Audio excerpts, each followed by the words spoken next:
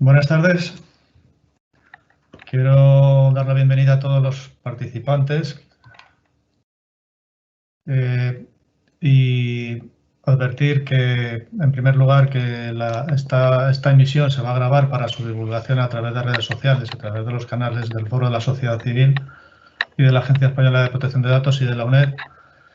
Y finalmente, para terminar con mi breve intervención, agradecer al foro, a título personal, a cada uno de los participantes, a la Red Iberoamericana y a la UNED, la posibilidad de convocar esta reunión y de participar todos juntos en algo tan interesante y tan latente como es la cuestión del COVID y la protección de datos. Sin más, pues cedo el paso a Eduardo Ferreira, del Foro de la Sociedad Civil, quien va a hacer, en este caso, de moderador de este acto. Adelante, Eduardo. Muchas gracias, Andrés. Buenas tardes, buenos días a todos y todas. Gracias por estar otra vez en la tercera edición del webinario del Foro de la Sociedad Civil. Es una edición especial ahora porque, por un lado, lo estamos haciendo de manera conjunta con la UNED y con la Agencia Española, y también porque en este caso vamos a contar con expositores que vienen también de otro ámbito de la protección de datos personales. No solamente en este caso van a ser miembros del foro los que van a participar. Ahí lo veo a Nelson que se acaba de sumar. Así que yo, más que nada, sin más preámbulos, Nelson, te comento ahora que te unís. Si te estás de acuerdo, vamos a hacer el siguiente orden de exposición. Primero va a hablar Dilmar, después Dolores y al final tú. ¿Sí? ¿Te parece bien? Así que bien, bueno. Voy a presentar al primer expositor. Su nombre es Dilmar Villena. Dilmar es coordinador legal de Hiperderecho de Perú. Hiperderecho es una organización que defiende los derechos humanos en el ámbito digital. Bueno, él les va a contar más acerca de lo que trabajan en Perú. Y nos vas a hablar cómo ha venido enfrentando la lucha contra el COVID el Estado peruano y qué desafíos ha planteado para la protección de datos personales y los derechos humanos ahí en su país. Así que, Dilmar, cuando quieras, adelante. Sí, muchas gracias, Eduardo. Gracias al foro, a la Red Iberoamericana y a la UNED por la invitación. Como bien lo menciona Eduardo, soy coordinador legal en Hiperderecho. Hiperderecho es una asociación civil que se encarga de proteger, difundir los derechos digitales en esferas digitales, y uno de nuestros ámbitos de actuación justamente son los datos personales, ¿no? Y sobre este tema, como organización, nosotros hemos estado haciendo seguimiento y hemos estado trabajando desde cómo el Estado peruano abordó la problemática de la pandemia de la COVID-19, el tema de los datos personales. Antes, digamos, de entrar al meollo del asunto, considero necesario un poco tener en cuenta si es que nuestro marco constitucional y legal estaba preparado para tratar el tema de datos personales ante situaciones de emergencia. En Perú, en la Constitución peruana, tenemos dos estados de excepción, que son aquellos estados, digamos, en los cuales se suspenden el ejercicio de derechos fundamentales y garantías ante situaciones imprevistas, ¿no? En Perú tenemos dos, el estado de emergencia y el estado de sitio. El estado de emergencia, que en este caso procede ante situaciones de perturbación de la paz o del orden interno, de catástrofe y graves circunstancias que afecten la vida de la nación. Y el estado de sitio, que se decreta ante situación de invasión, guerra exterior o guerra civil o situaciones que puedan pasar. ¿Qué es lo que pasa? Que nosotros tenemos estos dos marcos en los cuales se pueden, digamos, suspender o manejar el ejercicio o limitar el ejercicio de ciertos derechos fundamentales. Para el caso de una pandemia, el estado de excepción a decretar sería el estado de emergencia, pero taxativamente se establece que solo se pueden limitar estos derechos, ¿no? La libertad y la seguridad personales, la inviolabilidad de domicilio, la libertad de reunión y la libertad de tránsito en el territorio. Entonces, y el estado de sitio puede limitar todos los derechos fundamentales, salvo las excepciones que se decreten, ¿no? Entonces, ante una situación de pandemia, solo cabría decretar estado de emergencia, pero solo bajo estos cuatro solo se podrían limitar estos 4 derechos. Entonces, en un principio, el acercamiento que se tendría que hacer al tratamiento de datos personales en una situación de pandemia, que sería un estado de emergencia, la Constitución no habilita su limitación a través de la declaratoria de un estado de emergencia, ¿no? Entonces, este es un primer escollo legal constitucional que se tuvo que superar o intentar superar cuando se intentó utilizar los datos personales para enfrentar la pandemia del nuevo coronavirus. Eso es el marco constitucional. A nivel de la Ley de Protección de Datos Personales, nosotros encontramos que en la ley peruana que existen limitaciones al consentimiento para el tratamiento de datos, ¿no? Y una de esas excepciones para el consentimiento de tratamiento de datos es justamente datos relativos a la salud cuando median razones de interés público previstas por la ley o cuando deban tratarse por razones de seguridad pública para situaciones de epidemia o pandemia. Esta sería, digamos, una excepción que se podría realizar al tratamiento de datos personales, pero solamente los datos relativos a la salud.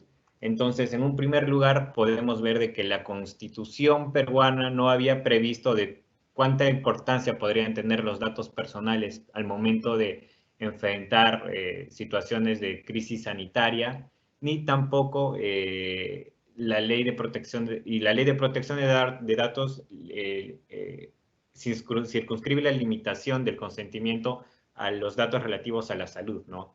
Entonces, ese es el acercamiento que tuvo el marco legal y constitucional que tuvo el Estado peruano para intentar abordar la problemática de la pandemia. En este sentido, el Estado peruano intentó utilizar una técnica de, digamos, como en otros países de la región, sacaron aplicaciones por celular y también intentaron utilizar el rastreo a través de la geolocalización.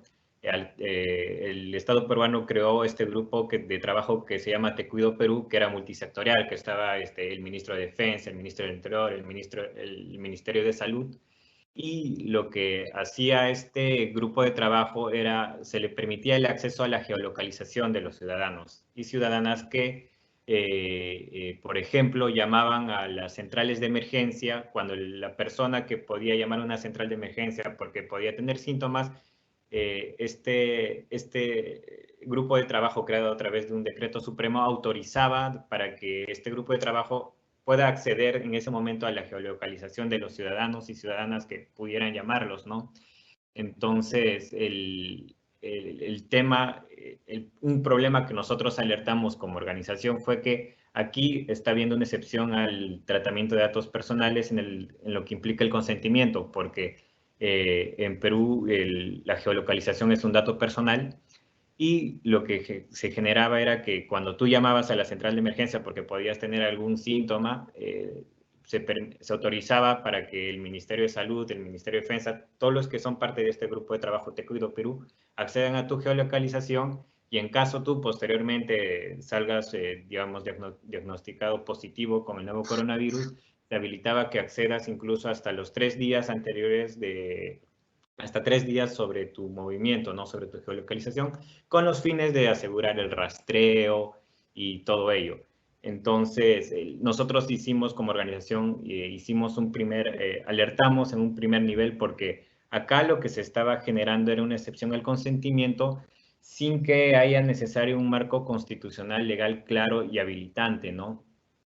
Pero no obstante se dio. Ahora, la duda también que tenemos es cómo efectivamente se está dando como este grupo de trabajo está en cabeza del Ministerio de Defensa, mucha de digamos, de la información que se maneja ahí se guarda bajo la cultura del secretismo. Entonces, se han presentado otras organizaciones o otras personas han presentado solicitudes de acceso a la información para saber qué protocolos tienen, qué información, digamos, han recolectado, cuántas solicitudes a cuántos números de celulares han accedido a través de la geolocalización y mayor respuesta no se tiene porque justamente está en cabeza del Ministerio de Defensa. Pero tampoco parece ser que haya funcionado mucho esta estrategia porque, bueno, los casos en Perú, al menos en la primera ola salieron un poco descontrolados y, bueno, se conoce la situación peruana sobre este tema, ¿no? Entonces, ese fue un primer acercamiento que tuvo el Estado peruano. Intentó hacer el tratamiento de datos personales de geolocalización a través de este grupo de trabajo sin tener, digamos, el marco constitucional y legal habilitante claro, ¿no? Eso de un lado. De otro lado está lo relacionado al tema del ámbito laboral.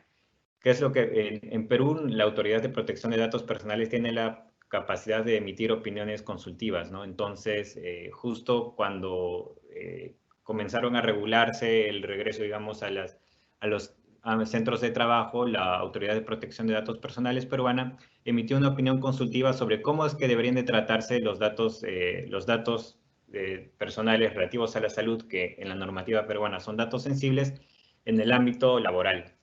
La Autoridad de Protección de Datos Personales en Perú tuvo en cuenta de que hay, digamos, al menos tres criterios jurídicos habilitantes para que el empleador pueda tratar los datos personales de la salud de sus trabajadores, que son datos sensibles. Uno es que existe una relación contractual laboral.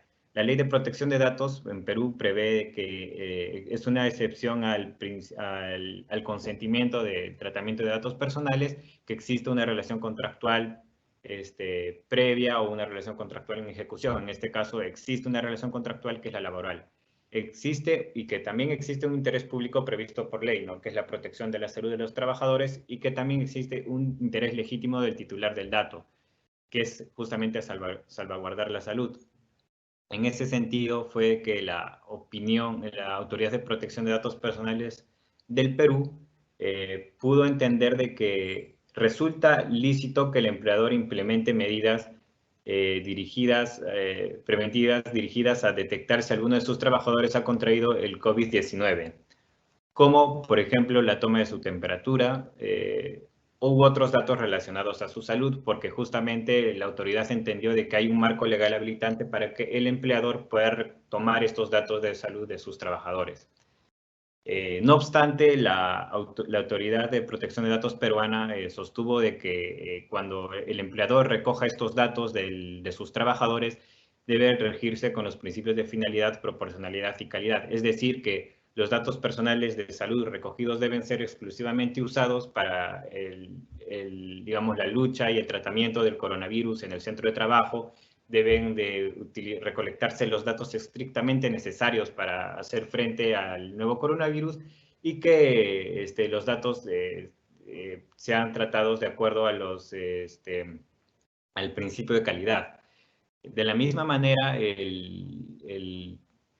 la Autoridad de Protección de Datos como que se manifiesta, aunque no es necesariamente su competencia, y entiende que existe un deber de información de los trabajadores sobre los síntomas, ¿no? O sea, la autoridad dice de que los trabajadores tendrían un deber de reportar los síntomas sobre el nuevo coronavirus que podrían tener, de lo que se intuye que alguna directiva del empleador referida a que reconozca alguna obligación de los trabajadores de que estos deban reportar sobre sus síntomas que podrían generar de que tiene el COVID-19, sería una obligación legal, ¿no? Que no sería contraria a la Ley de Protección de Datos Personales.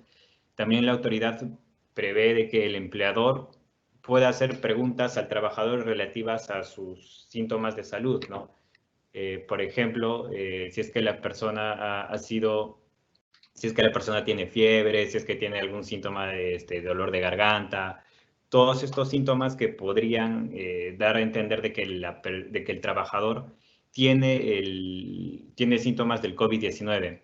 Y si es que incluso ha tenido contacto con personas contagiadas, que es básicamente toda la información que el Ministerio de Salud peruano elaboró en la ficha de sintomatología del COVID-19, ¿no? No obstante, la autoridad también sostiene que los datos de salud recogidos a través de estas preguntas o los que los trabajadores voluntariamente informan o obligatoriamente por alguna disposición del empleador informan al empleador, no deben ser divulgados salvo el riesgo de salud de otros trabajadores, ¿no? Para reconstruir la cadena de contagios y todo ello. Y de nuevo, siempre haciendo énfasis en los principios de finalidad, proporcionalidad y calidad, ¿no? O sea, si bien el empleador tiene la facultad de exigir de que los trabajadores les reporten síntomas o les alcancen al empleador sus datos referidos a la salud, el tratamiento de estos datos tiene que ser necesariamente estrictamente proporcional y de acuerdo a la finalidad, que es en este caso permitir a la lucha contra el COVID-19. Y la autoridad también es clara en este sentido, ¿no? La autoridad peruana dice que la excepción de esta recolección de datos de salud, que son datos sensibles, es solo para el consentimiento. Eso significa que las otras obligaciones de la Ley de Protección de Datos, que son, por ejemplo, el deber de información, el deber de seguridad, todavía los empleadores tienen la obligación de cumplirlos, salvo la excepción que aplica para el consentimiento, que en este caso no tienen la obligación de cumplir porque están exceptuados, ¿no? Esa es la opinión consultiva que emitió la Autoridad de Protección de Datos Personales peruana, dándole en cierta medida un poder grande, podría decirse, al empleador para monitorear los datos de su salud de los trabajadores que puedan estar bajo su dirección. Eso en el ámbito laboral peruano. En el ámbito de la educación y el tratamiento de datos personales, nosotros en Hiperderecho también hicimos seguimiento a un caso que fue muy sonado acá en los medios de Perú, que fue un caso relativo a la Universidad Nacional Mayor de San Marcos, ¿no? Que es la universidad más antigua de América. Lo que pasa es que los exámenes, esta es una universidad pública, ¿no? Y para acceder a esta universidad pública se toman exámenes de admisión y el examen de admisión estaba originalmente programado para marzo, pero en marzo se declaró el estado de emergencia y se declaró la restricción de movilidad, se suspendieron todas las clases, entonces no se tomó el examen de admisión para este año en marzo. Y luego de posteriores reprogramaciones se tuvo que para más o menos octubre, o sea, el mes pasado, a fines de septiembre, se iba a tomar este examen con la modalidad virtual, que el examen iba a tomarse en modalidad virtual y que la Universidad de San Marcos, para tomar este examen, contrató un software, ¿no? El software conocido como Small, que iba un poco garantizar de que los alumnos que den el examen no incurran en plagio ni tampoco hagan trampa al momento de brindar el examen, ¿no? Y que este sistema, este software iba a recolectar los datos biométricos, iba a tomar fotos de los alumnos y se las iba a remitir a las autoridades para que estos evalúen si es que efectivamente hizo o no plagio. Al momento de que se tuvo conocimiento de que la Universidad de San Marcos iba a aplicar este software, hubo ciertas alertas por parte de la sociedad, básicamente en dos ámbitos. Uno, en el ámbito de la infraestructura y la brecha digital. ¿Qué es lo que pasa? Que en Perú, solo aproximadamente del 60% de la población que tiene acceso a Internet, solo el 35% tiene acceso a Internet a través de Internet fijo, ¿no? Ya sea a través de un módem que puedan conectarse, y el otro gran porcentaje de la población peruana que tiene acceso a Internet lo tiene a través de su móvil. Entonces, había ahí un gran y grave problema de infraestructura y de brecha digital. Y otro problema también era respecto de la efectividad del software.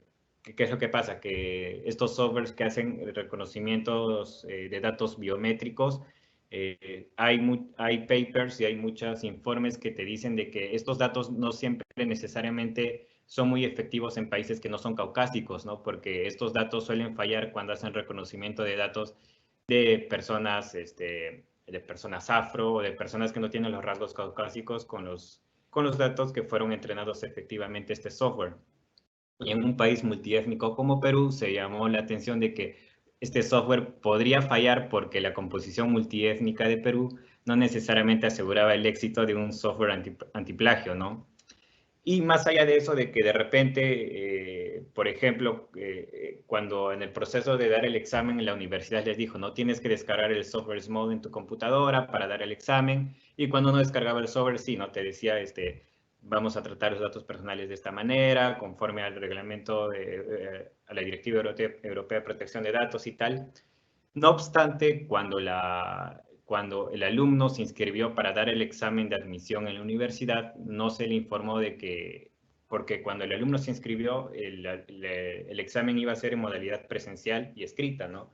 Pero en ningún momento se le dio la opción de que pueda iba a variar y que el examen iba a darse de forma virtual y que justamente la universidad iba a poder tener acceso a estos datos personales que se iban a recolectar a través de este software, ¿no? Entonces también se generaron dudas, porque una vez que este software que permite, que pide al alumno que está dando el examen que prendas la cámara, que también prendas el micrófono y recolecta toda esta información, indica de que esta información se le transfiere a la universidad. Se hizo la búsqueda y la universidad no había inscrito ningún banco de datos para tratar estos datos personales que Small se le iba a brindar. Tampoco tampoco tenía el consentimiento de los alumnos y alumnas postulantes que iban a dar este examen, porque cuando ellos se inscribieron iba a dar de manera presencial y tampoco se les pidió de nuevo el consentimiento para que acepten dar este examen de manera virtual y el tratamiento posterior de estos datos personales por parte de la universidad. Y también estuvo un tema de seguridad, ¿no? La universidad no dio indicios que estuvieran cumpliendo la directiva de seguridad de la Autoridad de Protección de Datos peruana, ni que estuvieran cumpliendo alguna obligación de la Ley de Protección de Datos, ¿no? Es en ese sentido que se hizo una alerta a la Autoridad de Protección de Datos peruana. Nosotros, como Hiperderecho, presentamos una denuncia para que efectivamente fiscalicen y evalúen de si es que la Universidad Nacional Mayor de San Marcos, al momento de tomar este examen, cumplió o no con la Ley de Protección de Datos Personales y su reglamento, y si cumplió con todas las obligaciones. Bueno, a pesar de todas estas alertas, la universidad continuó con tomar el examen y bueno, los resultados salieron mal como se esperaban. Por ejemplo, hubo denuncias de que el examen de admisión fue transmitido por Twitch y por Discord, que el software colapsó en el momento, que incluso, como podemos apreciar acá, habían capturas de pantalla de las preguntas y se estaban circulando por grupos de WhatsApp. Entonces, todo lo que pudo haber salido mal, salió mal, ¿no? Y eso es porque, en gran medida, hay un déficit de infraestructura en Perú para que se puedan tomar este tipo de evaluaciones y más que nada para una universidad nacional, ¿no? Que recordemos que en Perú que la brecha educativa es tan amplia que la Universidad de San Marcos es de las universidades más prestigiosas de Perú y para quienes quieren acceder a la educación superior, la competitividad por el cupo es muy amplia, porque ingresar a la Universidad de San Marcos prácticamente te cambia la vida, ¿no? Entonces, todas las alertas se dieron, se cumplieron, el examen salió mal, pero bueno, la universidad siguió adelante, la universidad declaró de que iba a investigar los plagios y todo ello, pero bueno, esa es la situación que se dio, ¿no? O sea, y sobre esto queremos llamar la atención en Hiperderecho, ¿no? De que las universidades, en su caso, los colegios también han estado migrando hacia la teleeducación, ¿no? Pero nos pusimos a pensar también si estas universidades están almacenando datos personales de sus alumnos, ¿en qué medida están cumpliendo con la Ley de Protección de Datos Personales peruana, ¿no?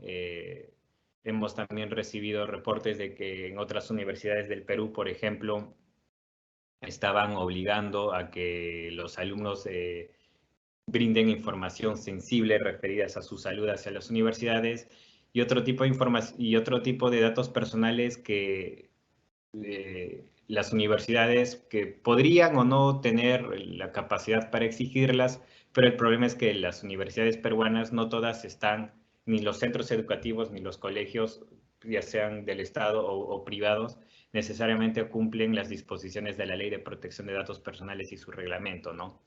Entonces, esa es la gran problemática en la educación peruana, de que si existe de por sí un problema de brecha de infraestructura muy grande en el uso de herramientas de tecnología, esa brecha se acentúa más porque los centros educativos, ya sean superiores o básicos, tienen poco o nulo conocimiento y cumplimiento de la Ley de Protección de Datos Personales, lo cual no les exime de que deban cumplirlo, pero los datos personales de los alumnos y alumnas no están necesariamente garantizados, ¿no? Y llegando a ese punto, también el Estado peruano también intentó hacer un acercamiento al tema de telesalud. En Perú contábamos con la Ley Marco de Telesalud, que es del 2016 y fue modificada en mayo de este año, ¿no? Cuando ya estábamos en plena pandemia. La Ley Marco de Telesalud, por ejemplo, no hacía referencia alguna sobre el ámbito de la Ley de Protección de Datos Personales, lo cual, claro, se infería de que tiene que aplicarse. Recién la modificación de mayo de este año pone explícitamente que todos los centros de salud, ya sean clínicas, clínicas privadas o colegios, hospitales públicos, tienen que cumplir la Ley de Protección de Datos Personales y su reglamento, porque algunos centros de salud privados de repente dudaban de que si les era aplicable o no la Ley de Protección de Datos. Bueno, esta modificación de mayo dijo de que cuando realicen telemedicina, que es en este caso que es la teleconsulta, la teleinterconsulta, la teleorientación, el telemonitoreo, en este caso los centros de salud deben de cumplir con la Ley de Protección de Datos Personales y su reglamento. Y para lo referido a la teleorientación, cuando se implique el tratamiento de datos sensibles, el consentimiento expreso tiene que darse a través de la TIC. ¿Qué es lo que pasa? Que los datos los datos de salud son datos sensibles y la ley peruana exige que en lo referido a datos sensibles el consentimiento tenga que darse de manera expresa y por escrito. Y ese ámbito de qué se entiende por consentimiento escrito, ¿no? Necesariamente el consentimiento confirma manuscrita o implica el consentimiento de que se entiende por consentimiento escrito tal vez el hacer el clic en un box de alguna aplicación del software de la clínica o del hospital, puede ser. Había mucha duda. Pero al menos en este sentido, la modificación que se hizo a la ley de telesalud, en el ámbito al menos para la teleorientación, ¿qué es la teleorientación? La teleorientación es cuando haces consultas o preguntas sobre tu salud, ¿no? Sobre distintos problemas de salud que puedes tener. Solo para la orientación indica que el consentimiento expreso puede darse a través de la TIC. Qué sé yo, si es que lo estás utilizando a través de una llamada, de una videollamada, o si estás realizando la consulta a través de una aplicación misma en tu celular, el consentimiento expreso que exige la ley sería válido si es que lo haces a través de este medio, ¿no? Pero solo para la teleorientación, para la teleconsulta, el telemonitoreo o la teleinterconsulta, no necesariamente parecería que no. Entonces, esta es a grandes rasgos de cómo es que en el ámbito general, digamos, cuando el Estado peruano intentó hacer un acercamiento a la situación de la protección de datos personales en Perú, tuvo que lidiar con la ausencia de un marco constitucional y legal que lo habilite claramente para tratar otros datos personales que no sean relativos a la salud, pero que puedan ayudar a la lucha contra la pandemia, ¿no? Como en este caso la geolocalización. No había una habilitación constitucional ni legal explícita que le permita al Estado peruano, digamos, monitorear, acceder a la geolocalización de los ciudadanos y ciudadanas para hacer la lucha frente a la pandemia. No obstante, lo hizo. En el ámbito de la educación, de la teleeducación, como lo mencioné, hay un gran problema por parte de las instituciones educativas, tanto a nivel superior como de los colegios, que básicamente no están enteradas o por desconocimiento o tal vez por desidia o por falta también de financiamiento, de que no se adecuan a la Ley de Protección de Datos Personales. No obstante, en Perú todo el año las clases universitarias y también de colegios se hizo a través de Internet, ¿no? Se hizo teleeducación, pero no asegura nada de que estas instituciones educativas efectivamente hayan cumplido con la Ley de Protección de Datos Personales, ¿no?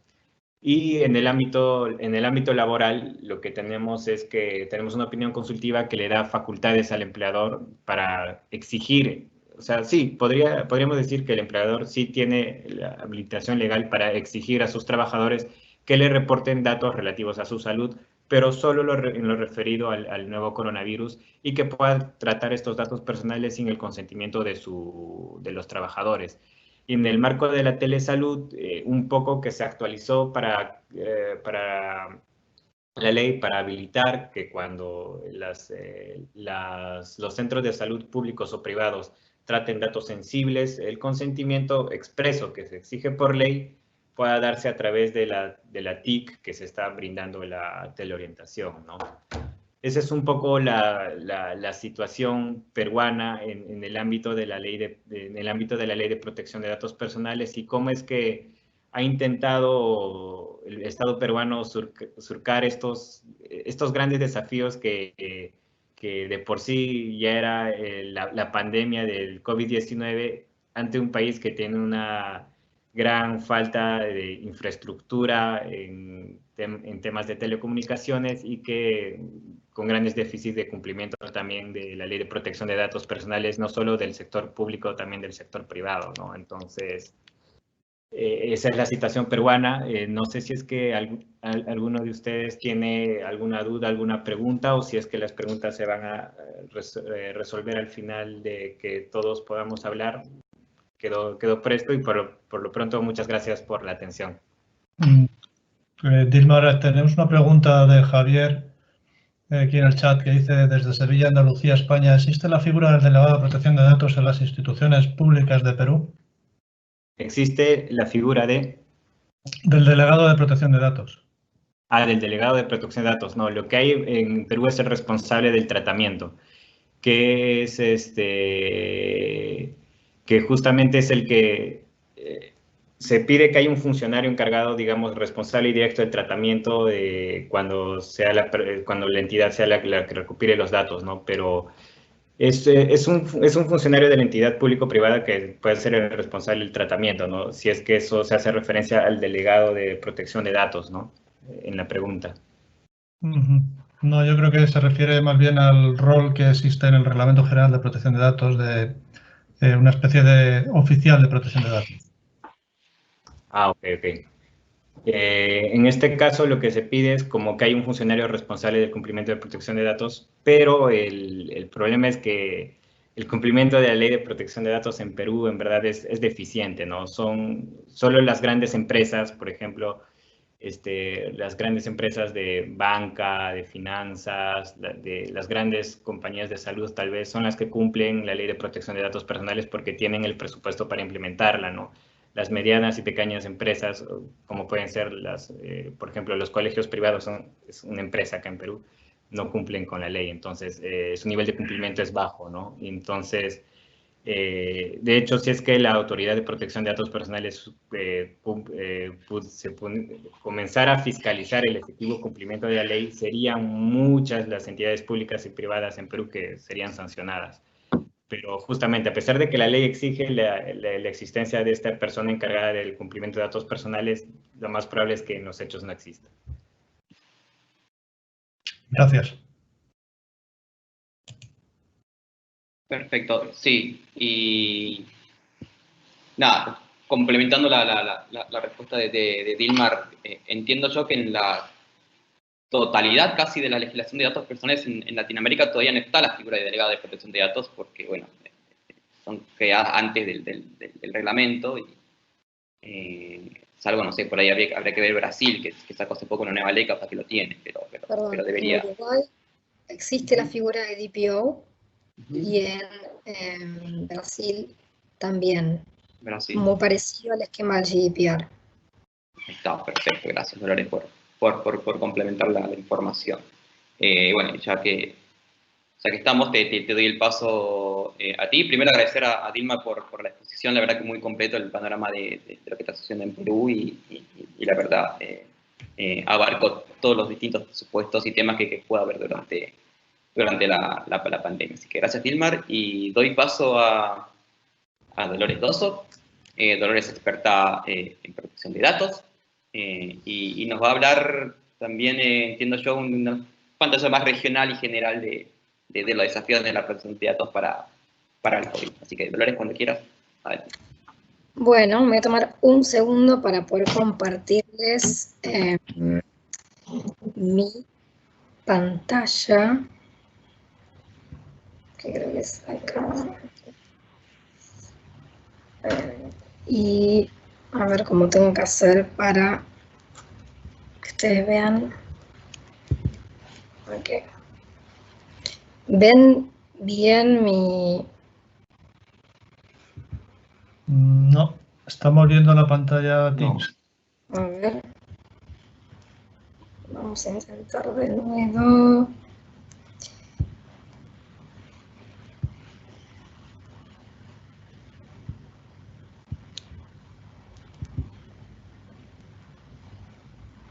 Ahí. ¿Sí? Bueno, sí. Perfecto. Bueno, entonces yo esta ponencia titulé Pensando la pospandemia, lo que el COVID nos dejó. Y bueno, y lo que quiero empezar contando o haciendo en realidad, la idea de esta ponencia es más bien ser un disparador de preguntas para hablar más adelante entre todos. Todos creo que conocen el caso Facebook Cambridge Analytica. Creo que fue el primer escándalo que nos puso bien de manifiesto cuán expuesta y cuán en jaque estaba la protección de datos y la privacidad en América Latina, pero en el mundo también. Y el COVID, la pandemia, nos vino a refrescar, a reenseñar que invadir la privacidad no solo afecta al individuo y a derechos que atañen a su dignidad humana, sino que impactan en la sociedad, impactan en el buen funcionamiento de los procesos democráticos y también impactan en el buen funcionamiento de las instituciones de gobierno. Esto último es muy especial, está muy tocado por la pandemia en respecto a el uso que hacen los estados de datos personales enmarcados en un contexto de emergencia sanitaria. Entonces, bueno, para controlar la pandemia, por supuesto, todos los estados, todos los gobiernos latinoamericanos tuvieron que tomar medidas de emergencia, medidas que no estuvieron bien sopesadas, no hubo ni análisis de riesgos, ni evaluación de impacto, y muchas veces en muchos estados ni siquiera se chequeó compliance con la normativa local. Y bueno, en un punto las emergencias tienen esto, ¿no? Nos permiten tomarnos algunas excepciones. Pero el tema es ahora, o entrando en la pospandemia todavía, bueno, yo soy muy optimista y ya hablo de pospandemia, pero entrando en la pospandemia tenemos que pensar en que vamos a tener que convivir con muchas de estas medidas que se tomaron sin sopesar, sin tomar un debido análisis, sin hacer un exhaustivo análisis de la materia regulatoria en protección de datos en cada gobierno, en cada regulación, en cada estado. Y esas medidas van a servir de base o para legitimar decisiones o tratamientos de datos que han sido aceptados por la sociedad en un marco de pandemia, pero luego se van a perpetuar porque lamentablemente las emergencias tienen eso, sobre todo en América Latina, las decisiones que se toman en emergencia luego tienen la mala costumbre de perpetuarse en el tiempo, y eso va a hacer que va a quedar un statu quo de tratamiento de datos, quizás, ¿no? Puede ser el escenario que quede un statu quo de tratamiento de datos personales por parte del Estado que afecte muchas veces la legitimidad de ese mismo tratamiento. Entonces, bueno, yo pensando en esto, en cómo va a ser el mundo de la protección de datos después de la pandemia, creo que lo primero que diría es que en América Latina tenemos un problema de agenda. Lo primero que creo que deberíamos poner sobre la mesa es el hecho de que en muchos gobiernos latinoamericanos la protección de datos hoy en día, hasta hoy, no es un tema de importancia, de relevancia, aún en países con infraestructura robusta de protección de datos, con derecho constitucional reconocido en su constitución, con leyes, con reglamento, con autoridad de aplicación up and running, igualmente no es un tema en agenda. Ni aún con la pandemia, con todo lo que nos hizo pensar quién tiene mis datos, para qué los usan, bueno, aún así, en muchos estados sigue siendo un tema del cual no se le presta atención a nivel gubernamental. Eso implica que se avasallan derechos humanos, que son inalienables, que son básicos, que están reconocidos en sus cartas magnas, y muchas veces que se quebrantan leyes de protección de datos que deberían estar cumpliéndose. El COVID en un punto nos da una ventaja, que es que aceleró un proceso que quizás nos hubiese tomado muchísimos más años de debate, puso este semi-debate de la necesidad de que el Estado garantice medidas de protección de datos para, además de controlar la pandemia, balance y garantice un cierto estándar, un estándar mínimo de protección de datos y tenga en cuenta la privacidad de sus ciudadanos. Y bueno, y también ahí creo que empieza la segunda pregunta, que es, una vez que definimos si nuestro gobierno tiene o no una agenda el tema de protección de datos, es qué postura tiene ese gobierno. ¿Es de los que buscan armonizar con las leyes de protección de datos? ¿Es de los que buscan tener una visión pro protección de datos? ¿O, sí, o por el otro lado, es de los que hacen o pretenden hacer una polarización entre, bueno, esto es imposible, hay que elegir salud o privacidad? Entonces, bueno, yo soy de la opinión de que esos estados que pretenden que la ciudadanía elija entre salud y privacidad son el problema, porque eso es una presunción falsa. Nosotros no solamente estamos en condiciones tecnológicas de poder tener ambas, sino que además es nuestro derecho tener ambas, salud y privacidad. Entonces, bueno, en definitiva creo que el siguiente paso natural para América Latina es que los estados comiencen a ver a la protección de datos como una cuestión crucial y un elemento clave dentro de lo que son la oferta de servicios al ciudadano, y busquen un balance entre prestación de servicios, utilizando la mayor cantidad de datos posibles y la mayor cantidad de tecnología disponible, pero garantizando un mínimo estándar de calidad en materia de protección de datos, acorde a las leyes locales si las hubiera. Y después tenemos otro segundo problema, además de esta falencia de la agenda política, que es que yo suelo decir que nadie puede ejercer un derecho que no conoce. El derecho a la protección de datos es todavía un ilustre desconocido en muchas partes de América Latina, aún habiendo ley, aún habiendo autoridad, y lamentablemente la población es una población desmotivada que no ejerce sus derechos, lo cual debilita aún más la infraestructura de protección de datos y la posibilidad de que esto esté en agenda. Por supuesto que yo soy de la opinión de que si nosotros fuésemos ciudadanos que ejerciéramos nuestros derechos, eso promovería o por lo menos pararía la oreja del Estado en decir, bueno, la ciudadanía está reclamando estos límites, ¿verdad? Pero, ¿qué pasa? Todos van a decir, bueno, pero para eso está la Autoridad de Protección de Datos, en aquellos países en donde exista. Pero la realidad es que no podemos dejarle toda la responsabilidad a la Autoridad de Protección de Datos. La Autoridad de Protección de Datos es un elemento clave, esencial, estratégico y muy relevante en el escenario de protección de datos de un país, pero tiene limitaciones presupuestarias, tiene limitaciones de infraestructura, entonces no hay que dejar de perder de vista que ejercitar nuestros derechos, una ciudadanía informada y una ciudadanía que ejercita sus derechos, es el mejor motor, aún más que una autoridad eficiente, para activar el debate del Instituto de la Protección de Datos en el país y en la región. Hay, por ejemplo, pequeñas olas que surgen a través de la nueva reciente legislación brasilera, o la modificación que hizo Uruguay hace poco tiempo, o los estándares iberoamericanos de protección de datos que promulgó la Red Iberoamericana de Protección de Datos con motivo de un poco para acompañar en armonía con la entrada en vigor del GDPR.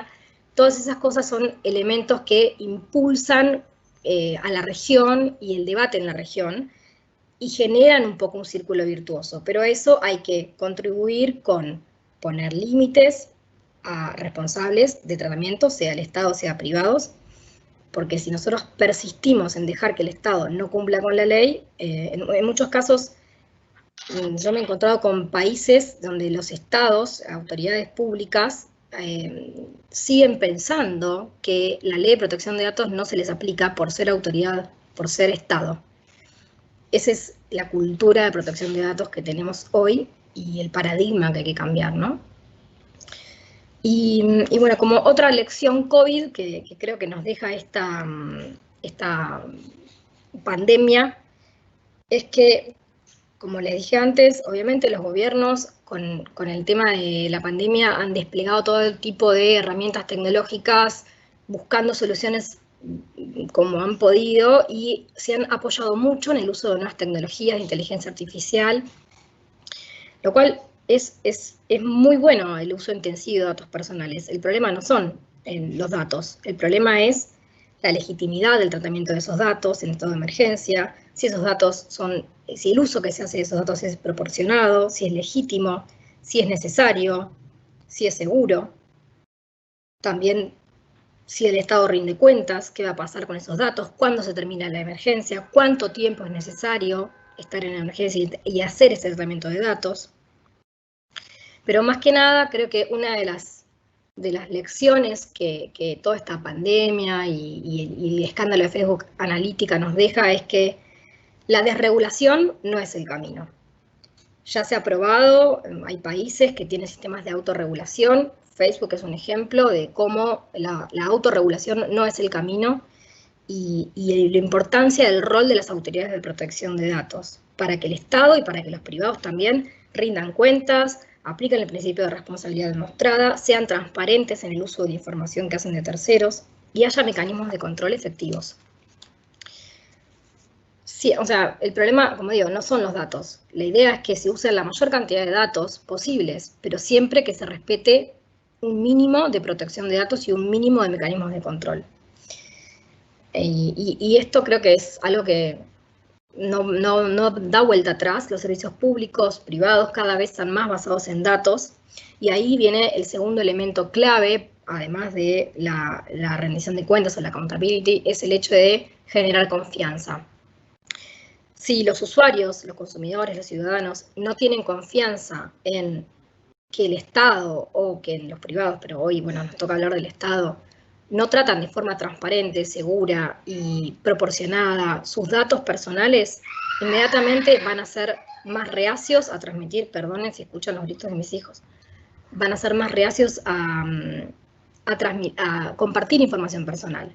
Entonces, para que los servicios públicos sean sostenidos en el tiempo, persistentes, evolucionen, mejoren realmente, tenemos que pensar desde una óptica de la privacidad como un elemento clave para brindar mejores servicios públicos y donde el eje del servicio tiene que estar pensado en restablecer la confianza entre el ciudadano y el responsable del manejo de la información personal.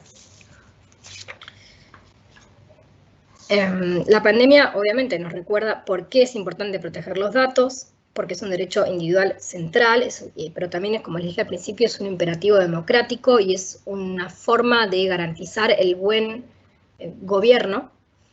Y en este sentido, si el usuario no tiene confianza en cómo manejan sus datos, no puede haber un crecimiento sostenible de estos servicios públicos legítimos basados en uso de datos.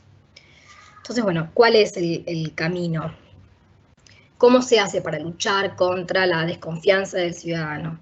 Yo ahora les voy a contar un abanico de lo que creo que son los elementos en donde habría que enfocarse. Uno es generar normas, porque bueno, la autorregulación para mí no es el camino, generar normas robustas y prácticas de privacidad. En eso la autoridad de vuelta tiene un rol muy importante que cumplir para suplir aquellas normas que, en la medida que pueda, que sean obsoletas o que no respondan a la coyuntura que se presenta. Y además de redes, de autoridades fuertes y de normas fuertes, también creo que hay que buscar estabilidad y seguridad jurídica, y eso se hace también generando redes, en el sentido de que no somos una isla, no somos un punto en el mar, estamos inmersos en un contexto. En ese sentido, el mundo tiene estándares internacionales, Convenio 108 o los estándares iberoamericanos de protección de datos son un gran ejemplo de eso, de cómo funciona cuando se armonizan las legislaciones y los gobiernos tienen más herramientas para permitir el libre flujo de datos seguro y brindar más herramientas para promover la protección de datos dentro del sector privado y público. Y también le dan más herramientas a las autoridades, porque hoy los datos no están dentro de un continente, dentro de un estado. Fluyen de un lado para el otro y es casi imposible pensar en un escenario que no implique que las autoridades colaboren y trabajen en conjunto para proteger la información personal de una manera efectiva y cohesionada entre la región, pero también a nivel global. Sin embargo, yo lo que encuentro en Latinoamérica es que primero el nivel del conocimiento de la norma por parte de la ciudadanía es muy bajo, por parte del sector público es escalofriante. El sector público, como les digo, no solamente muchos no conocen la norma si existe en su país, sino que tienen la creencia de que por ser el Estado están excluidos del cumplimiento de la ley. Y luego tenemos el problema de las autoridades de protección de datos, que como no está en agenda en primer prioridad, les cuesta mucho hacer enforcement por lo general, países muy vastos con mucha densidad poblacional. Entonces, bueno, como conclusión, creo que la pandemia nos puede servir como una wake-up call, una llamada de atención, en donde decir, bueno, esto sí es importante, esto es transversal, esto nos aplica a todos, y el futuro estratégico depende de todos los actores, ni solo de la autoridad, ni solo de la ley, ni solo de...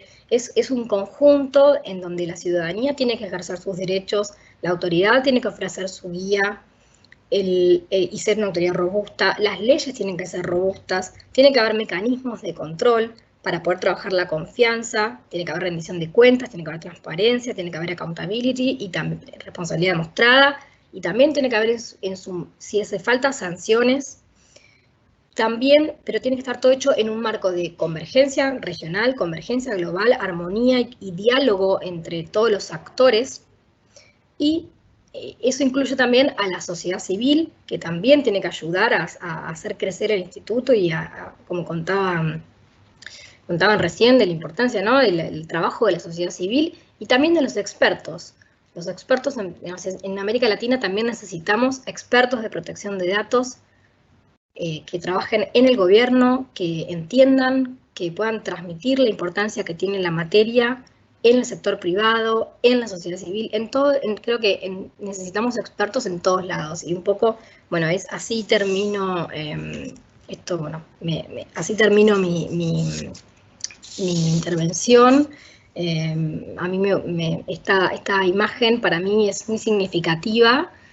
Creo que tenemos que pensar en el hecho de que lo que se viene y la oportunidad que la pandemia nos brinda a partir de poder poner este tema en agenda y qué podemos hacer desde nuestro lugar para impulsarlo. Así que, bueno, eso es todo por mi parte. Y nada, espero sus preguntas, encantada. Y ahora escuchar a Nelson. Muchas gracias, Dolores, por tu intervención. Muchas cosas también para seguir después de tu charla. Recordamos que si quieren hacer alguna pregunta, lo pueden hacer vía el chat y después la leemos cuando estén en la exposición. Y ahora sí damos el paso a Nelson Remolina Garita, que es superintendente delegado para la protección de datos personales de Colombia y también miembro de la red. Nelson, si estás ahí, adelante cuando quieras. Empezamos. Bien, muchas gracias.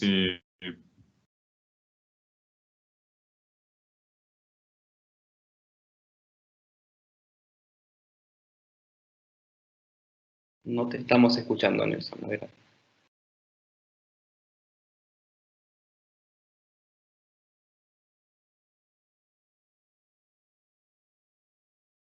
Bien.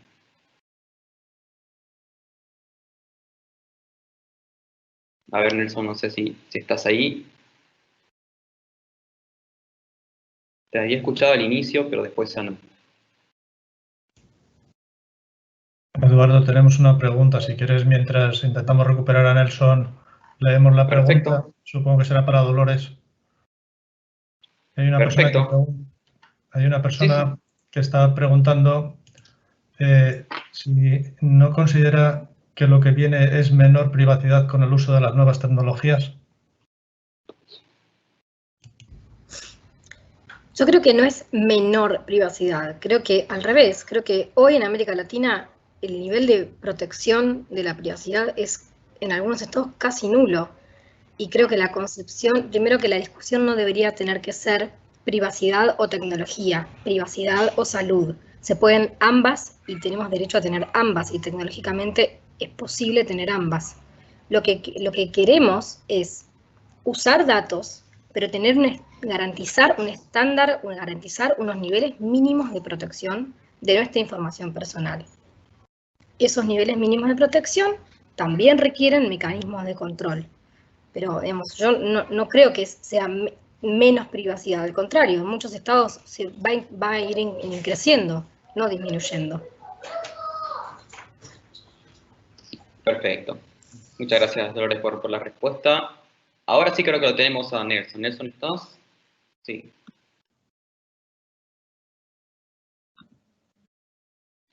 Bueno, perfecto. ¿Me escuchas? Ahora sí, Nelson. Sí, adelante. Cuando quieras, arranca. Ok, muchísimas gracias por la invitación. Quiero confirmar si están viendo la presentación.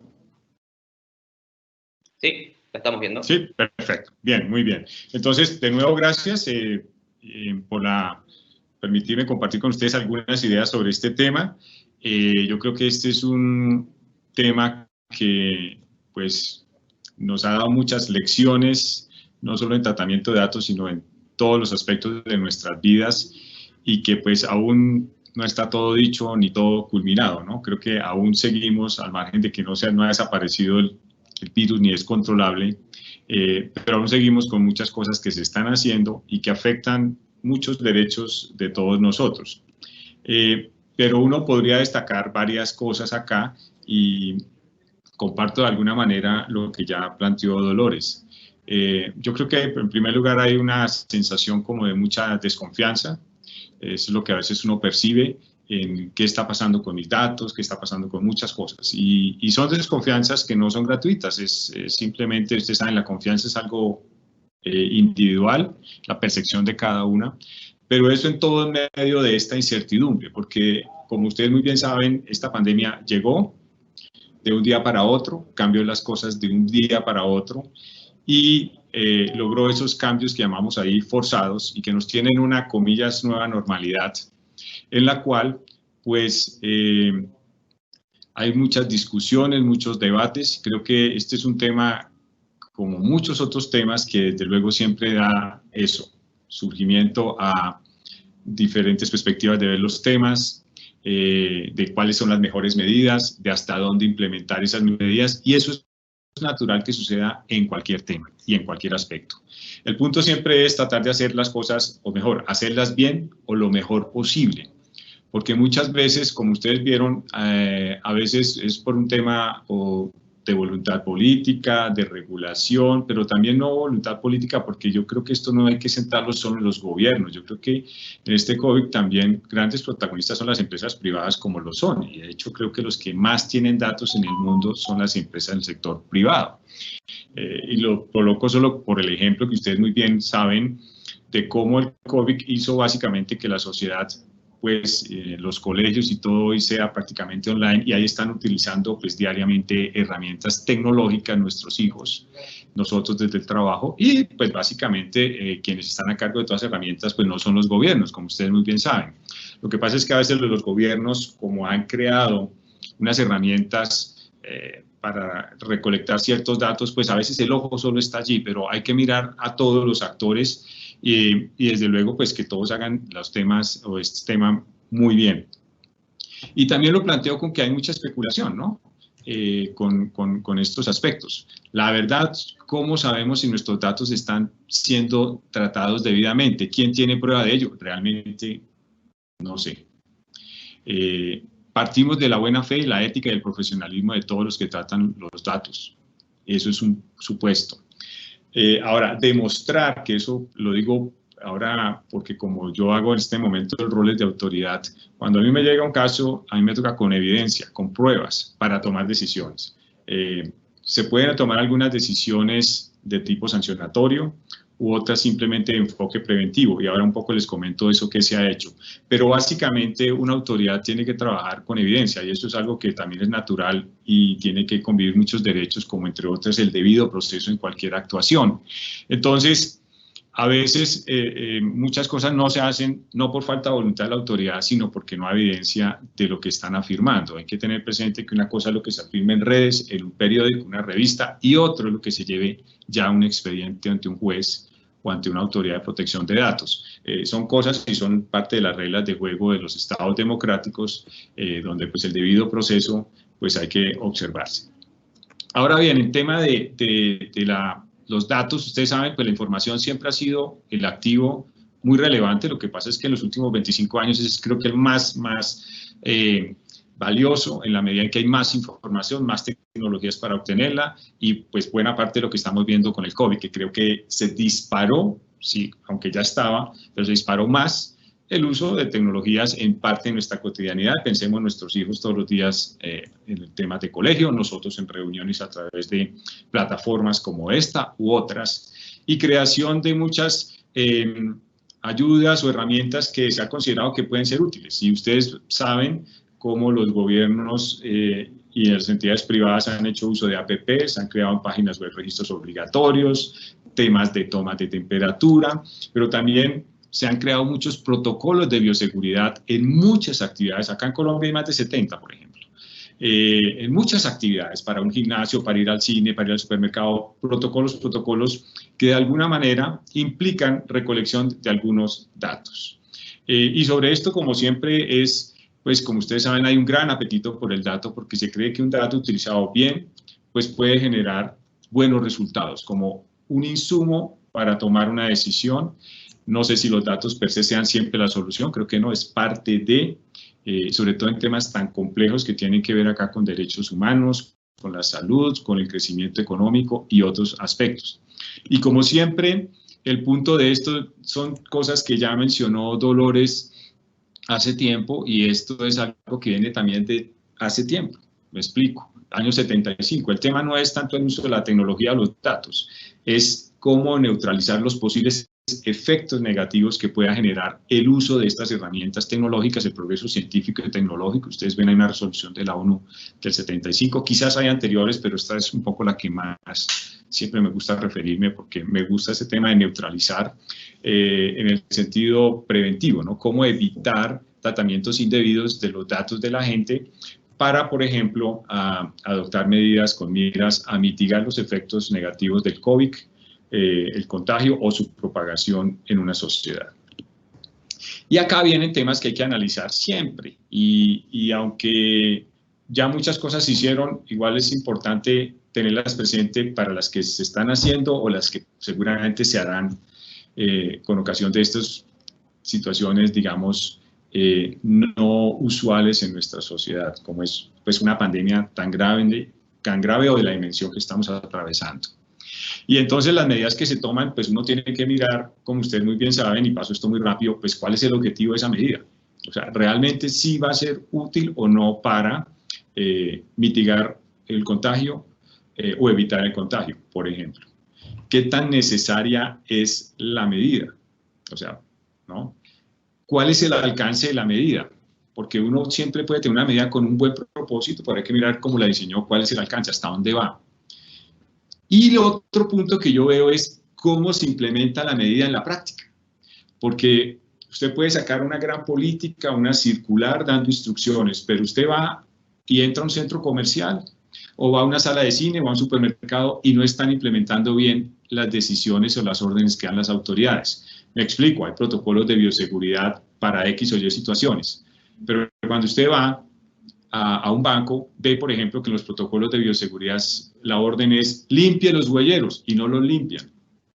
¿No? Ya en la práctica, lo que voy es en la práctica, o sea, la implementación de la medida en el día a día es muy, muy, muy importante en el sector público o privado, en cualquiera de los dos, como tal. Entonces, yo creo que en este tema de implementación, por ejemplo, les puedo decir acá en Colombia, en la Autoridad de Protección de Datos hemos recibido 5 quejas, básicamente porque hay ciudadanos que se quejan que les están pidiendo el documento de identificación, que para escanearlo, que por qué, bueno, cosas así.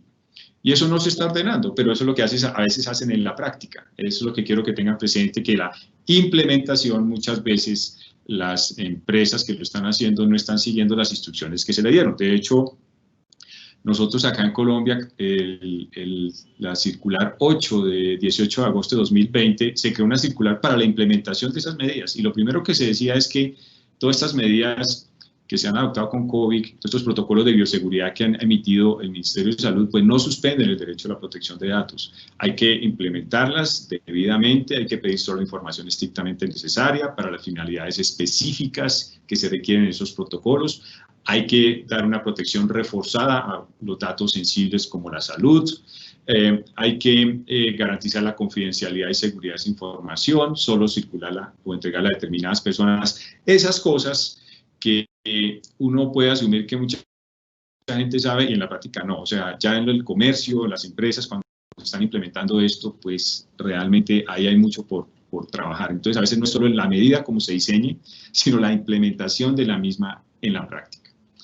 Y desde luego, pues esa pregunta que ustedes ven en la pantalla derecha es una pregunta de hace rato, no es nada nuevo, pero pues tecnológicamente se pueden hacer muchas cosas. El punto es que si queremos todo lo que se quiera hacer tecnológicamente, ¿no? Si todo lo tecnológicamente posible, socialmente deseable, es la pregunta de siempre, y desde luego aquí siempre hay unos límites, y esos límites se llaman derechos humanos, y hay que trabajar con ello como tal. Ahora, aquí no es un tema de derechos humanos versus crecimiento económico versus otros derechos humanos, aquí es cómo confluyen todos, como muy bien lo anotaba Dolores. Y quizás para la hora de hacer esas medidas, digo ahora y hacia el futuro, porque creo que esto no es que ya pasó, creo que todavía hay cosas por hacer. Pues ustedes muy bien saben, yo no soy constitucionalista, pero algo he revisado y me parece muy sensato estas test de razonabilidad que se hacen ya cuando se va a fijar una política pública o una medida, pensando en el sector, por ejemplo, público. Entonces, si esa medida, como ustedes ven ahí, esas preguntas, si tiene una finalidad constitucional o no, ¿notar? Entonces, el objetivo es consistente con la Constitución o no. ¿Sirve para el fin que se está buscando? Segunda pregunta. ¿Es la única alternativa o existen otras que puedan ser menos lesivas a los derechos? Es un tema para evaluarlo también. Y si efectivamente es la única y pone en riesgo algunos otros derechos, ¿él pone en riesgo lo menos posible o está sacrificando otros valores de igual jerarquía? Son juicios de valor que siempre hay que hacer con ellas y no perderlas, digamos, de vista. Pero insisto, esto es en la hora cuando se está diseñando este tipo de medidas como tal, que ojalá se tenga presente. Este test no es para datos, este es un test que ustedes muy bien saben, seguramente ya han leído mucho sobre esos temas, que desde hace rato usualmente las cortes constitucionales hacen relación cuando, o traen a colación mejor estos test, cuando están analizando, por ejemplo, una decisión que tomó el Congreso o un gobierno mediante un decreto. Y entonces se mira esos aspectos para al final decir si es consistente o no con la Constitución. Bueno, es un tema para tener presente. Algo que mencionaba Dolores y traigo aquí a colación. Aquí el punto es que a veces se reacciona de inmediato, pero no se piensa ni diseñan las cosas un poco con tiempo. A veces la pandemia llegó y se empezó a reaccionar inmediatamente. Algunas cosas salieron muy rápido, otras quizás tomaron un poco de tiempo, en fin. Pero ustedes muy bien saben que todos estos proyectos que involucran datos, pues el éxito de los mismos para que sean generadores de confianza, no pongan en riesgo la reputación de la organización que están haciéndolo, y sean exitosos como tal y respetuosos de derechos, entre otros los derechos relacionados con el debido tratamiento de datos, pues están a hacer bien las cosas desde el principio. El problema es que se está mirando estos temas desde el principio cuando se inicia un proyecto, cuando se va a hacer una app, una página web o cualquier registro, sí o no. Y esto que ustedes saben de privacidad del diseño por defecto, pues uno le puede colocar otros ítems como ustedes ven ahí, como legalidades del diseño por defecto, privacidad desde luego, ética, seguridad y accountability del diseño por defecto. Creo que si las organizaciones esto lo piensan, se toman unos días antes se pueden hacer muchas cosas que generarán o evitarán que se ponga en riesgo o comprometa el éxito o la confianza respecto de un proyecto que involucre tratamiento de datos. Y en ese aspecto, pues siempre es muy bueno hacer estos análisis de riesgos en cualquier actividad. Estoy pensando, pues todos estos temas de apps o páginas web de registros obligatorios de datos de los ciudadanos o facultativos.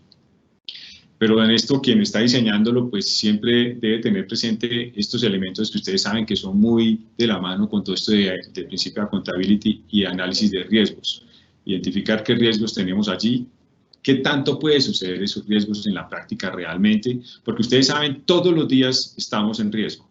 Todos los días, en muchas cosas siempre estamos asumiendo riesgos. Ahora, ¿qué tanto puede realmente ese riesgo materializarse? ¿Cómo podemos controlarlo? ¿Y cómo monitoreamos que lo que estamos haciendo efectivamente es útil, funciona correctamente?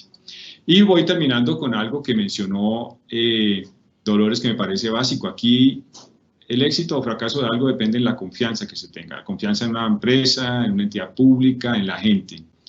Y aquí hay muchas cosas, yo cito a este autor que me gustan, cosas que plantea allí. Confianza entendida como la expectativa de que se puede contar con la palabra del otro. Confianza. Y de que se emprenderán acciones positivas y beneficiosas entre las partes de manera recíproca para lograr un objetivo. Pero al final, fíjense, en esto es un texto marcado en marketing, en temas organizacionales del cliente, pero pongamos un no cliente, olvídese del cliente, ponga un ser humano, una persona allí, finalmente, ¿no? Creencia de ese ser humano o del cliente de que la empresa es fiable, cumple su palabra, es sincera, íntegra y cumple con las sanciones prometidas. Esto es fácil decirlo. Otra cosa es, en la práctica, efectivamente, hacer las acciones positivas para que los efectos se noten y se genere confianza. Eso es algo que me parece que es clave que se tenga presente en estos aspectos. Yo finalmente quisiera hablar varias cosas sobre este punto para cerrar. Cada país, desde luego, tiene sus experiencias, coyunturas sobre estos temas. Nosotros en Colombia se han utilizado una app, la que llaman Corona App. Sobre eso podría decirles que desde la Autoridad de Protección de Datos, nosotros no creamos la app, porque mucha gente piensa que somos nosotros y no, pero sí intervinimos luego cuando tuvimos conocimiento para varias cosas. Hicimos que se modificara la política de tratamiento de información, porque la política que existía era una política general que existía para el Instituto Nacional de Salud del país. No, aquí vimos, aquí tiene que ser una política especial y se modificó esa política especial el 8 de mayo. Pedimos que esa base de datos de la APP se registrara en el Registro Nacional de Base de Datos, porque ahí también va la política y eso es público para que la gente conozca la política, no los datos, desde luego. Se implementó y se ordenó la contratación de una auditoría para el tema de seguridad sobre esa política. Eso también es algo como importante que se sepa.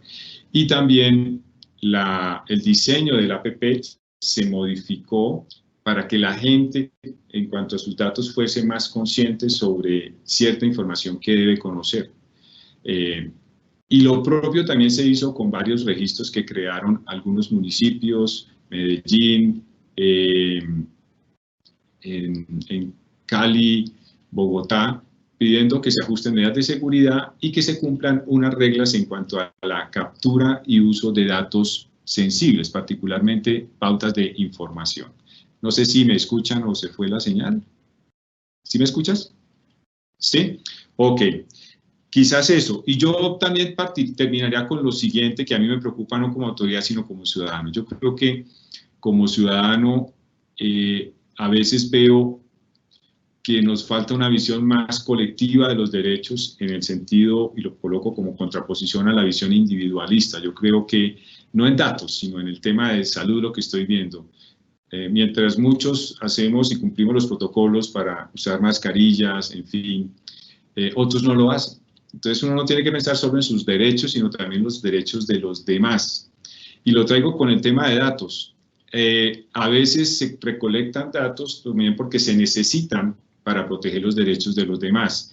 Y vuelvo al tema, piensen si ustedes van a subir en un avión. Bueno, todos los que van a subir en el avión, pues le están pidiendo cierta información, seguramente pruebas. Bueno, es una medida para proteger a todos los que van en el avión. Yo creo que ahí no debemos pensar cada uno en solo nuestros derechos, sino también ser, insisto, tener esa visión colectiva o comunitaria, no sé si sean las palabras más precisas, de pronto no, pero espero que se entienda la idea de que aquí buena parte no está en juego solo nuestros derechos, sino los derechos de los demás. Yo creo que esta pandemia nos ha hecho reflexionar en eso, personalmente a mí mucho, porque antes uno no veía la importancia no solo de uno hacer bien las cosas para proteger uno a su familia, sino también de que los demás hagan bien las cosas porque si no afecta mis derechos.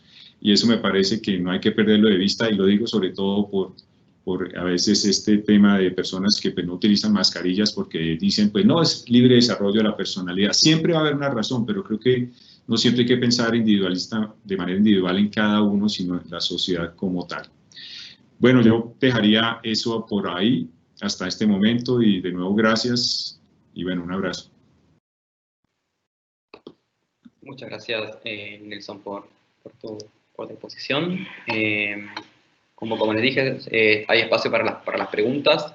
Ya tenemos un par, así que las voy haciendo.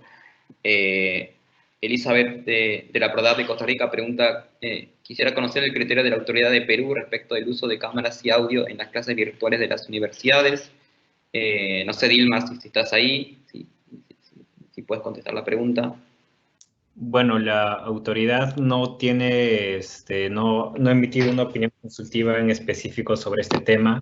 No obstante, nosotros tenemos una ley que regula el uso de cámaras de videovigilancia tanto en espacios públicos como privados y también contamos con su reglamento, ¿no? Y su reglamento especifica de que sí deberían de cumplir con la ley de protección de datos personales todo el uso de estas cámaras, ¿no? Si bien la autoridad no dijo nada, el Tribunal Constitucional peruano también, por ejemplo, en casos similares en lo que se refiere al uso de cámaras de vigilancia o bueno, al uso de cámaras y audio en las clases virtuales en la universidad, podría traspolarse los criterios de que tendría que hacerse si es que fuera estrictamente idóneo, necesario y proporcional, ¿no? Lo cual habría que demostrar en este caso de cómo es que utilizar las cámaras, obligar a utilizar las cámaras tendría que ser obligatorio. Por ejemplo, hay universidades que sí lo hacen, y hay universidades que por respetar la privacidad de los alumnos no obligan a prender las cámaras, ¿no? Pero no tenemos un pronunciamiento en específico sobre este tema. Perfecto. Muchas gracias, Dilmar. Hay otra pregunta que es, ¿cómo aumentamos la conciencia de las autoridades de los estados de que las leyes de protección de datos les aplican? ¿Qué hacer? ¿Alguien le quiere contestar? Creo que esa pregunta la pueden contestar estos tres, así que si alguien quiere arrancar. ¿Cómo hacer para que los estados cumplan con las leyes de protección de datos? Bueno, Perfecto.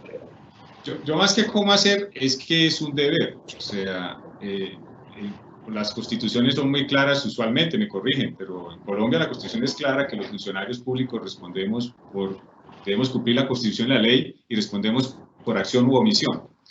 O sea, es un deber, ¿sí?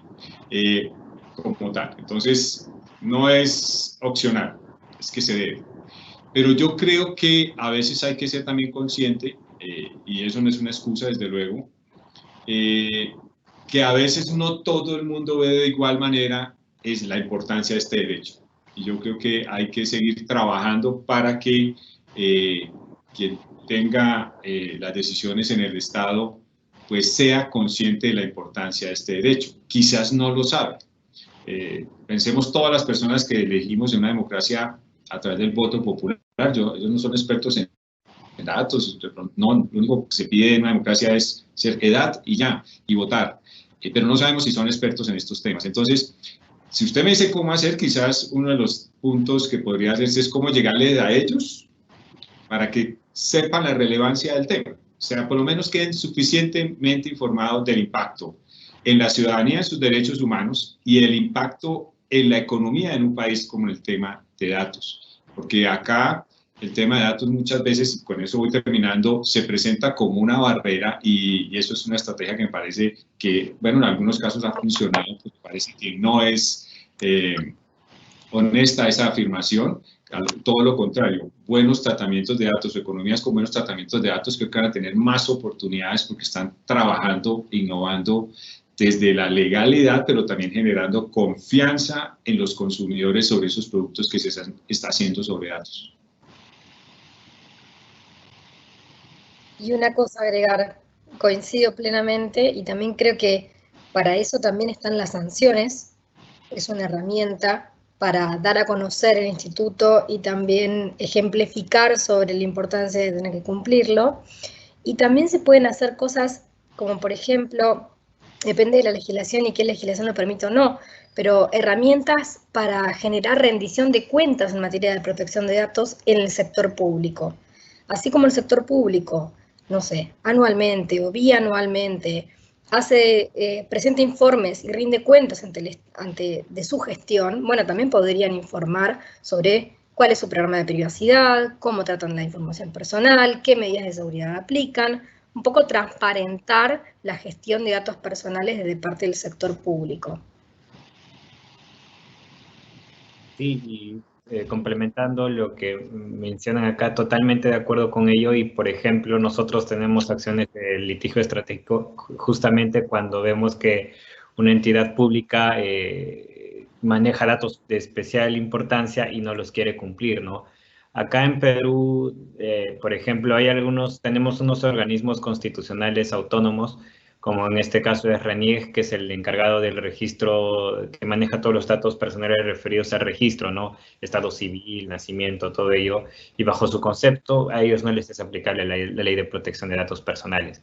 Nosotros hemos solicitado opiniones consultivas a la autoridad y la autoridad dice que efectivamente sí les es aplicable, ¿no? Pero ellos no lo quieren cumplir, entonces no queda muchas veces más que llevarlo al litigio y que se pronuncie la autoridad competente en este caso para que les haga cumplir la ley de protección de datos. Buenas, oye, solamente quería a Dolores, a Nelson, a Dilmar y a Eduardo, pues saludaros y agradecer como siempre el apoyo que estáis dando al foro y bueno, no he tenido tiempo de poder seguiros a todos todo el tiempo porque esto, entre otras cosas, con esto del COVID y la llegada de la virtualidad es un no parar. Se van abriendo cada vez más frentes, como ahora cuesta muy poco abrir cualquier frente, pues lógicamente esto acaba siendo, como dice mucho más, un funcionario multitarea, que más que esto te lleva a muchas veces a situaciones, no sé si de melancolía o de agotamiento. Pero bueno, el caso es que no, de verdad, a eso, y bueno, y sí que es verdad que hay una cosa que es evidente, es que, y lo digo siempre que en algunos de estos foros sobre el COVID, es que la enfermedad, el COVID, por suerte en este caso, pues nos ha permitido en muchos ámbitos de la región darse cuenta primero de que existe, de que esto es la protección de datos y la privacidad existe desde hace unos cuantos años, y de que es importante tener un marco legal que te proteja, como digo, los datos personales también en estas situaciones de pandemia, y más datos como los datos de salud, ¿no? Yo creo que eso sí que hemos visto que en aquellos países donde no cuentan con ese marco, obviamente a la hora de luchar contra la enfermedad, bueno, pues tienen, especialmente los ciudadanos, pues obviamente están en una peor posición que otros países que sí que cuentan con esa normativa. Y también, obviamente, lo que nos lleva es a la necesidad de adecuar, de revisar, también de reforzar el papel de las autoridades, precisamente para afrontar mejor estos problemas, ¿no? Estas situaciones que bueno, pues que no son, requieren un tipo de tratamiento mucho más intenso, más reforzado, y para eso, como en todo, se requieren medios y se requiere, como digo, que también desde los gobiernos a las autoridades se les dote de una fortaleza que en muchos casos, como digo, en bastantes casos, por desgracia para nosotros, no para la región y para los ciudadanos, no lo tienen, ¿no? Pero bueno, es una buena oportunidad, como se dice siempre, y es así, y desde la red pues intentaremos, de hecho, ya por acabar, estamos trabajando precisamente en ahora unas orientaciones sobre COVID y privacidad, que esperemos sacar, tendremos el borrador en unas semanas, y para final de año, primeros de año, tenerlas, un poco recoger lo que han sido los criterios de las autoridades durante prácticamente todo este año, y que también sirvan para el futuro, bueno, pues también tener una palanca, unas directrices, y sobre todo, como digo, en países que no cuentan con esta normativa. Y nada, dar las gracias y seguimos apoyando no solamente a los ponentes, sino al foro para que, bueno, sigamos trabajando en esta línea, ¿no? Gracias, de verdad. Muchas gracias, Miguel. Yo también ya estamos terminando el webinario. esto a tiempo ya, creo que no hay más preguntas. Creo que hay un comentario de Alberto que, bueno, que cuenta que en Perú hay una directiva 1/2020 emitida por la Autoridad de Datos Personales respecto al tratamiento por sistemas de biovigilancia, la cual hace referencia a los entornos escolares. Y creo que ya no hay más nada. Así que, bueno, agradecerles nuevamente a Dilmar, a Dolores, a Nelson, a Miguel Ángel y a toda la gente de la UNED y de la agencia por haber llevado adelante este webinario. Y bueno, seguimos trabajando cada uno desde su sector, desde su lugar de trabajo para seguir aumentando la protección de datos personales en Iberoamérica. Así que nada, un abrazo y nos seguimos viendo en otro momento. Adiós. Hasta luego. Gracias. Gracias a todos. Gracias. Hasta luego. Hasta luego. Hasta luego, Andrés.